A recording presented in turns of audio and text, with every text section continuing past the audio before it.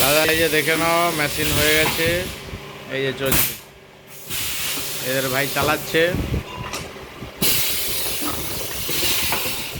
একদম পারফেক্ট হয়ে গেছে। মালও দেখে নাও, মালের একদম কোয়ালিটি 0-0, একদম কোনো কথা হবে না, 1 নম্বরের কোয়ালিটি।